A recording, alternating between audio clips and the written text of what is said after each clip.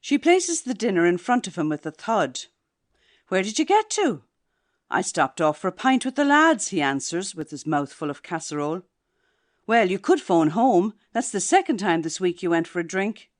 "So I work hard all day. An odd pint won't hurt anyone." More chewing noises. "This meat's a bit tough, isn't it?" "It wouldn't be if you got home on time."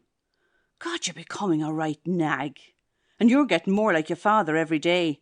"Leave my father out of this." Crash. The dinner ends up on the floor. "Where do you think you're going?" "Out to the bloody pub for a drink and some peace." The door bangs shut. The only sounds are the ticking of the clock and a lonely woman's muffled sobs. At the pub, the trembling in his hands doesn't stop until halfway through the second pint. Christ, he thinks, why does she always bring my father into it? She couldn't know how he really felt about his father. She couldn't know the fear, the terror.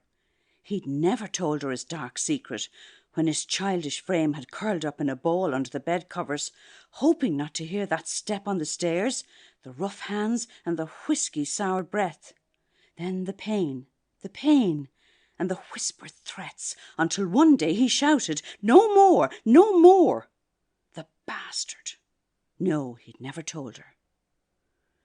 She stoked the fire and turned on the television. God, they never seem to be rowing nowadays. They'd want children so much. How could she tell him? The test said he was the one with the problem. Not now.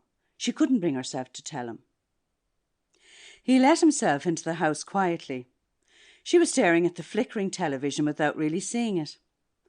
"Would you like a cup of tea?" he asked. "That'd be great," she said. Later, they sat in front of the fire in an uneasy silence. Later I'll tell him, she thought. Maybe one day I'll tell her about my father, he said to himself.